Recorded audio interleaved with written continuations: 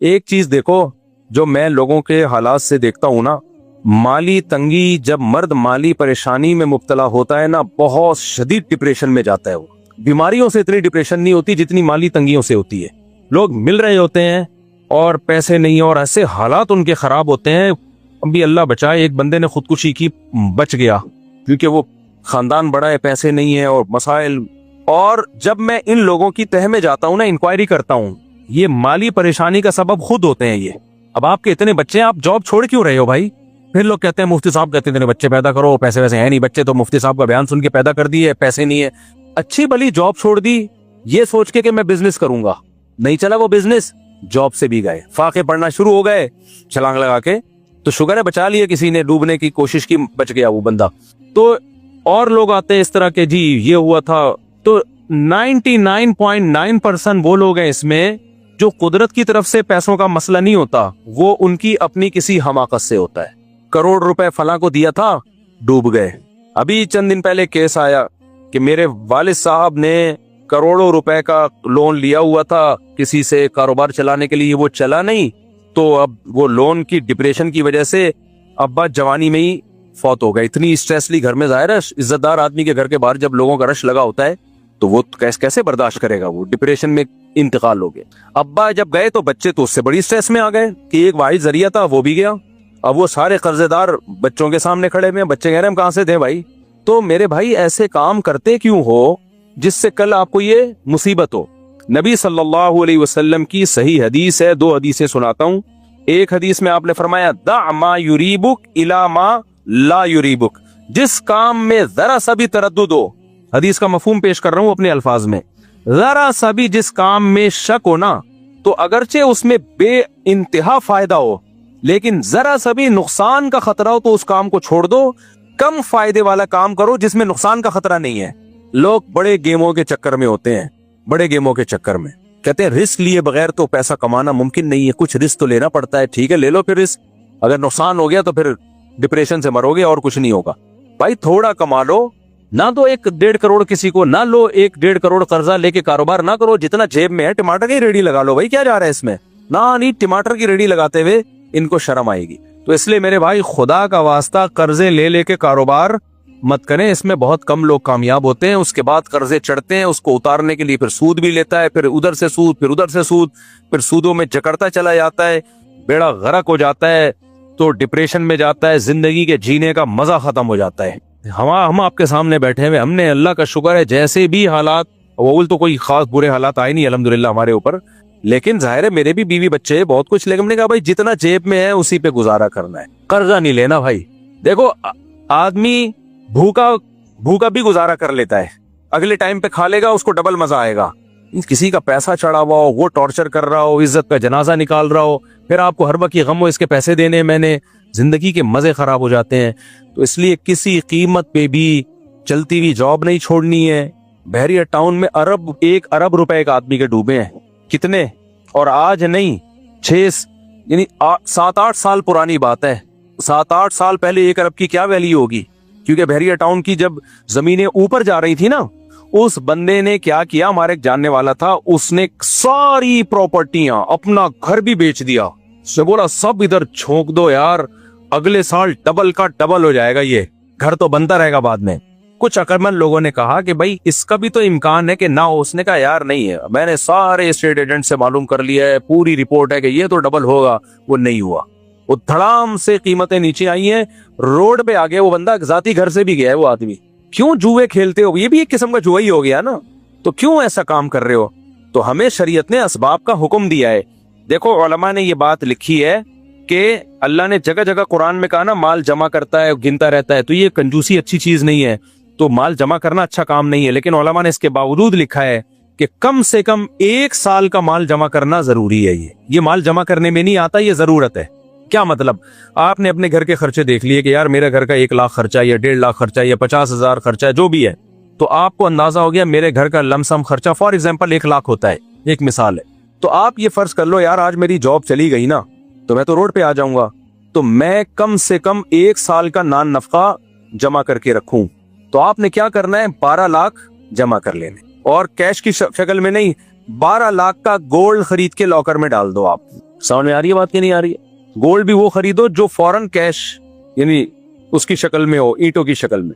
इसमें पैसे बचाओ, आप शुरू में कंजूसी कर लो, इस कंजूसी का कोई गुनाह नहीं मिलेगा आपको, ये जरूरी है। कल लोगों के सामने भीख मांगने से बेहतर है शुरू में थोड़ा सूखी रोटी पानी में डुबो। बेगम को भी समझा दो, बेगम देखो जॉब कभी भी जा सकती है, ये तवक्कुल जायज नहीं है ऐसा कि बाद में अपनी लिए मुसीबत खड़ी करो, ये वो तवक्कुल नहीं है वो। तो बेगम को भी बता दो, देखो बेगम शुरू में सूखा चारा खा लेंगे हम, सही है ना, सूखी रोटी खा लेंगे हम, अभी मैं पैसे बचा रहा हूँ, और ये नहीं कि मैं कंजूस हूँ, 1 साल तक, इससे ज्यादा नहीं, फिर ज्यादा की तो कोई हद ही नहीं। हमारी जॉब चली गई, वो बेगम कहेगी क्यों जा रही है आपकी जॉब? अल्लाह न करे ऐसी बातें नहीं करो आप, अल्लाह न करे, अल्लाह न करे। भाई अल्लाह ही करता है, अल्लाह करने पे आता है तो सब कुछ करता है, तो अल्लाह ने कोई गारंटी नहीं ली है, अल्लाह ने रिस्क की गारंटी ली है, बशर्ते कि आप अपनी जिम्मेदारी पूरी करें आप। तो आपने क्या किया भाई, 1 साल का आपने बचा के गोल्ड खरीद के लॉकर में डाल दिया कि आज अगर जॉब लेस होता हूं तो मेरे पास 1 साल का गुजारा है, इस दौरान मैं कोई दूसरी जॉब तलाश कर लूंगा। बिजनेस करता हूं तो तजर्बे के लिए 1 साल भी बहुत होगा मेरे पास। लोग कुछ भी नहीं कर रहे होते और जाते ही एकदम जब अजाब आया, मुसीबत आ गई उधर से, गफ्फार भाई 50 रुपए मिल जाएंगे यार।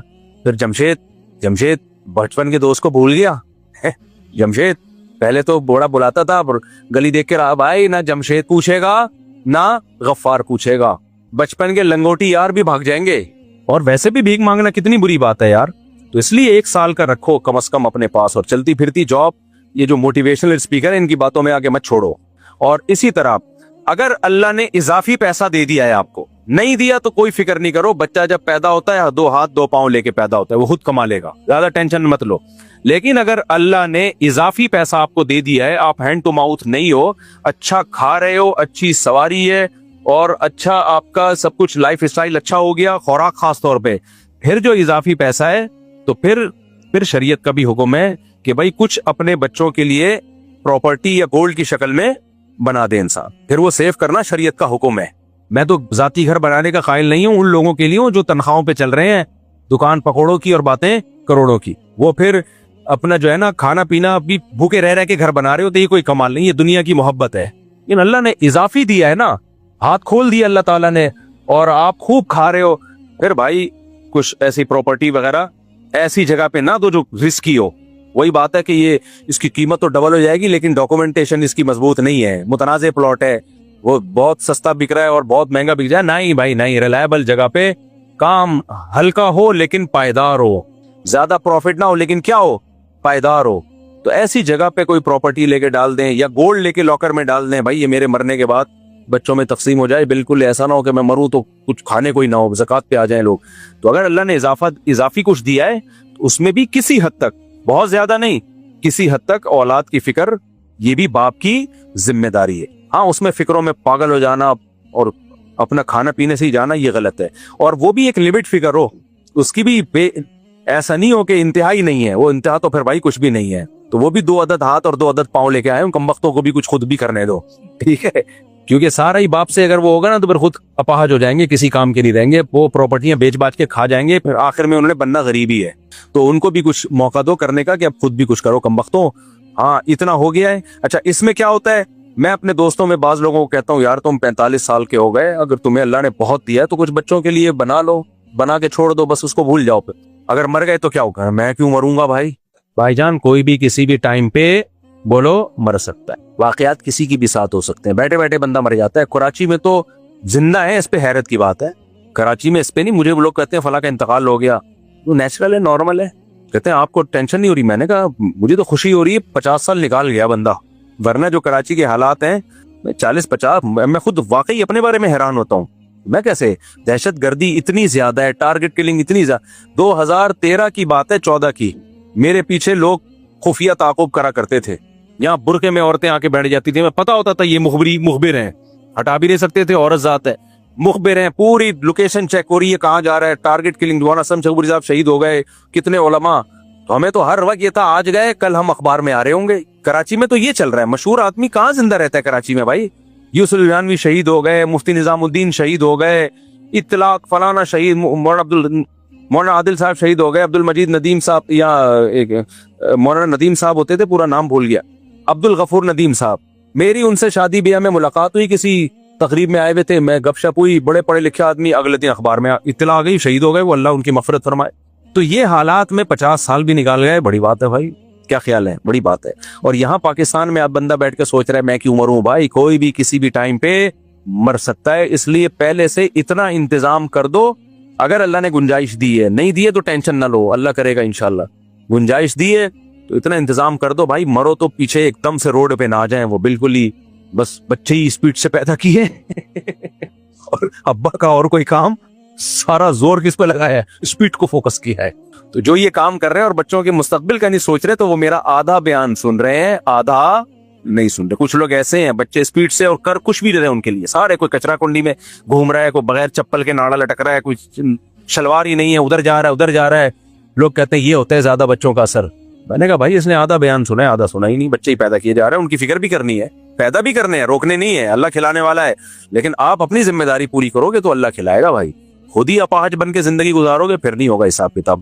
تو یہ بہت اہم بات تھی, کیونکہ لوگ آ رہے ہیں جو بہت ڈپریشن ہے یار. جب مالی مصیبتیں آتی ہیں نا انسان پہ, تو اپنے آپ کو آزمائش میں مت ڈالو, بھرپور اسباب اختیار کرو, اس کے بعد اللہ پہ توکل کرو. پھر وہ جو مصیبت آتی ہے اس میں اللہ صبر کی توفیق بھی دے دیتا ہے. جو مصیبت اللہ کی طرف سے آتی ہے نا اس میں صبر کی توفیق بھی مل جائے. اپنی حماقت سے جو آتی ہے اس میں صبر نہیں ملتا. آہستہ پڑھیے گا, آہستہ پڑھوں گا, ایسا پڑھوں گا سمجھ میں نہیں آئے گا. میں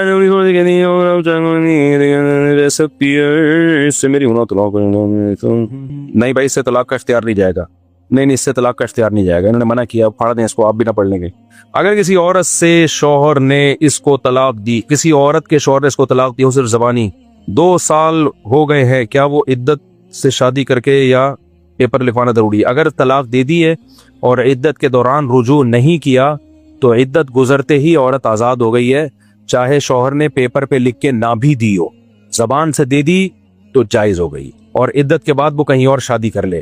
البتہ خطرہ یہ ہوتا ہے کہ شوہر عورت پہ کیس نہ کر دے کہ بھئی یہ تو میری بیوی ہے. جھوٹ بول دیتا ہے نا بعض دفعہ, شوہر طلاقیں دے کے مکر جاتے ہیں. اب عورت کے پاس